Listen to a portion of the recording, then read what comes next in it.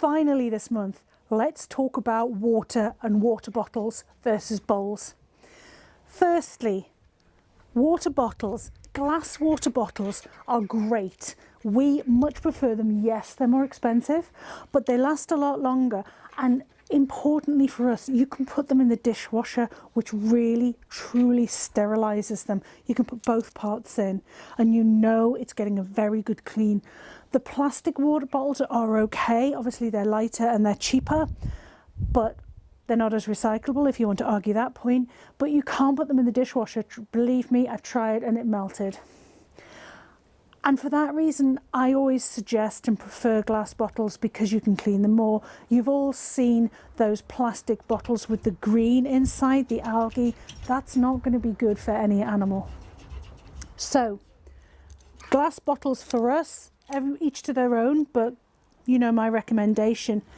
Now in the summer it's grand, other than you're wanting to keep your ferrets cool, so it might be that you want to pop a few ice cubes in here or even freeze a little bit of water for them to lick a little bit, but that's something we'll talk about in the summer.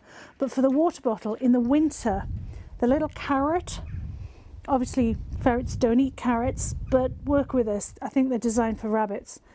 Putting the little carrot in there actually means that if there's a layer of frost or ice on the very top, as they pull, it'll pull that carrot down, which should mean that they can actually, because that will be floating at the top and it'll have frozen into the top layer of the water, which means if it's just a layer, a frozen layer on the top of the water, it should mean that as that carrot pulls down, when the ferret goes to drink, it'll still mean that there's a flow of water through there. It's very important with any bottle that you get it at the right angle, because if it's at the wrong angle, this won't actually happen and allow the ferret to drink. So it's very important you get it at the right angle, and whenever you put it in, always make sure that that is giving you water onto your finger. If it's not, you've got it wrong and that ferret's going to go without water, which isn't clever. This, I was given by a lovely friend, is edible glycerin. I've written it on. I don't have the full bottle of it, but this is edible glycerin.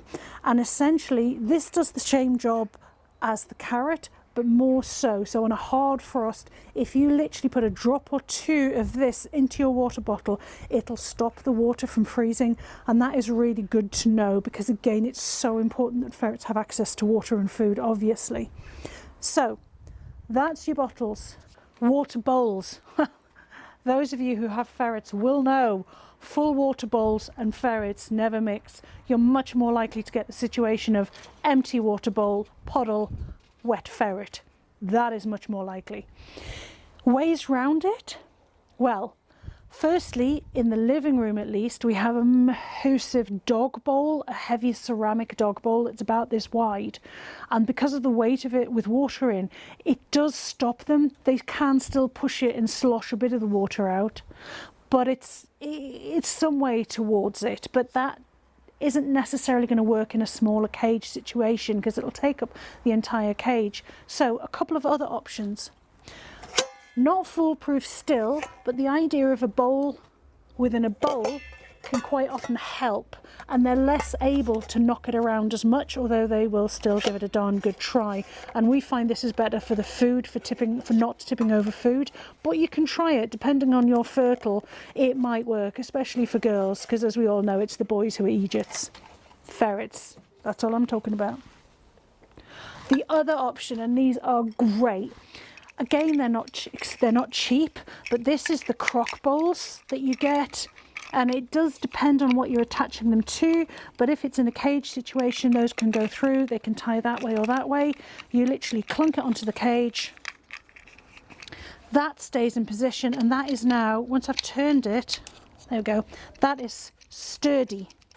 That ain't going nowhere, and that's a good one, so that they can put their paws in it and they can drink from it, but they really can't get water out of it any other way. So this is, if you're not going on water bottles, I would say this is your foolproof way of doing it.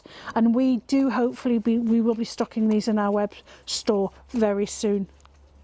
Very quickly then, just for food, for ferret kibble and things like that, as I've said before, you can try the bowl inside a bowl method, and again it just stops them being able to spit it everywhere.